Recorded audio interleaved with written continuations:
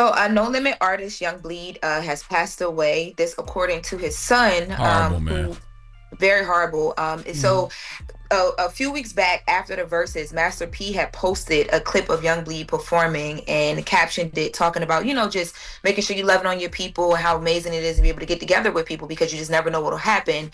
And then there were reports that Young Bleed had suffered a brain aneurysm, and it was up in the air whether he was alive or not. There wasn't really much details, but now his son is speaking out about what happened and confirmed that he did pass away. Let's take a listen to Young Bleed's son, Taji.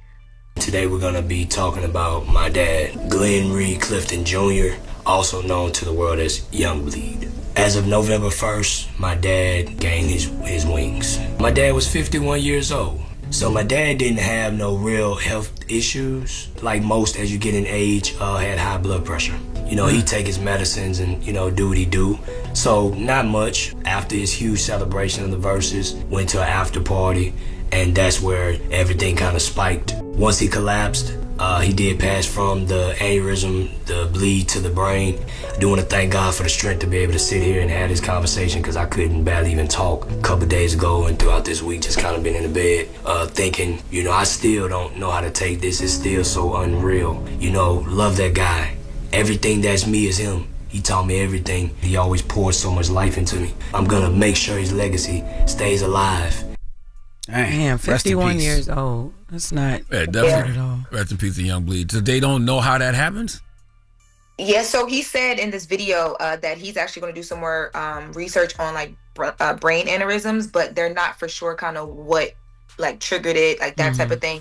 But he did also to mention that, there have been a lot of people that have been trying to report things and just have conversations about what was happening, but Young Bleed was actually fighting for his life for some time, and the family wanted to give him the time to do that before they just gave up on him, because he was fighting for his own life, and people were kind of jumping to conclusions. So he says he's telling us all he knows right now, and the only reason he says that he's addressing it is because Young Bleed's mother, who is his grandmother, and their family are going through so much, and people keep reaching out to them trying to figure out things and have questions, and it's just really difficult. So he's saying he wants to be the sole point of contact. He wants to clear up as much as he can, and he told us all that he could, but no, they don't know exactly what caused what. I tell you what, though, this is why celebrating people is so important. Giving people their flowers is so important. I'm happy that he got the opportunity to perform at Versus, with the No Limit team and do how you do that there. I remember, 1998 going to get my Balls in My Word, CD. That's when anything that dropped from No Limit on Tuesday, you would go in the store and go get. And how you do that there was a tough tune. It was. So I definitely remember going to buy Young Bleed, My Balls in My Word. Rest in peace. But it's like you said, it's very scary. Way back when. Because he performed at Versus. Everything was great. And then, go to the club, and then all of a sudden something happens that's not planned and nobody knew. He wasn't sick. He was in good health. That, this life is so short and so precious. Yeah, he mentioned blood pressure at one point too, but I think they're still trying to figure out, because he said, my dad wasn't a person that had to go to the doctors a lot, and all the things. So they're still trying to figure that out. Now we do have the audio of Young Bleed at Versus. Let's take a listen to it. We better than the God, supernatural. We get the jump going down, hit it up. But see how they running everything on them. Cool. But you know we act a fool in this fucker. What? So this is how you do that there. Well, if we don't care, how you do that there? Hey, people, we don't care. Wow. Yeah, things happen fast, man. So fast. So yeah, sending them some love. And he did mention that there is a website, a GoFundMe that they're using, and it's an official one that will now go toward, all the arrangements and different things that they're going to make. And he wants people to make sure that unless it's something that he's putting out there, you don't support it, because there's just a lot going on. So I wanted to mention that too. Yeah. Rest in peace to him. Sad, rest in peace. Very, very, very sad. So switching gears a bit, real quick, update, bringing it back to New York. Diddy. Remember I told you guys that Diddy's team was asking the judge, could they speed up the conversations that they're going to be having about him trying to get the appeal? So a judge said yes to, that expedited process. And again, the prosecutors didn't push up on it and say, hey, we don't want this to be sped up. We want to keep the original dates. And I think it's because they're confident that he might not win the appeal. Yesterday, there were more photos that dropped of Diddy on the yard from the same day, but this time he's with Sebastian Telfair, the NBA player. And I reached out to Diddy's team and was trying to figure out, like I told y'all, like, how do y'all feel at this point? Because y'all were talking so much about high risk and security and his photos everywhere. And they told me at this point, all they can do is focus on the appeal. But I found out from another source that those photos, we were trying to figure out where they were coming from. From what I'm told, those photos are coming from a person that, like, you can literally walk by the gate at this facility, and if they're in the yard, you can take pictures. So I'm told that there's belief that this comes from just a person that happened to be there and see things and be able to grab these different shots that they then sold to different outlets. So, yeah. Just curious, how much would like a TMZ pay for a picture like that? I'm just curious what it would be worth. You know what's crazy? People think that it's a ton of money. I've seen people get as low as $250 and as much as like $15,000. I think for something like this, the first set of photos, because it's the first time the world can see Diddy, I think they got a couple thousand for sure. What's a $15,000 photo, Loren?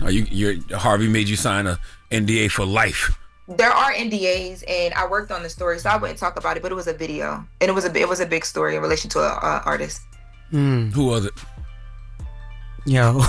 What? Harvey just muted her, yo. The same way I don't want to tell people that's, what that hat really say. You got us doing Photoshop on all the videos and all that. You think people can't read? What I'm saying? Yeah, it's Photoshop. This is all AI. You didn't you changed what the hat really say. We know though. Wow. Yo, speaking of, I'll keep acting like you got one boyfriend then.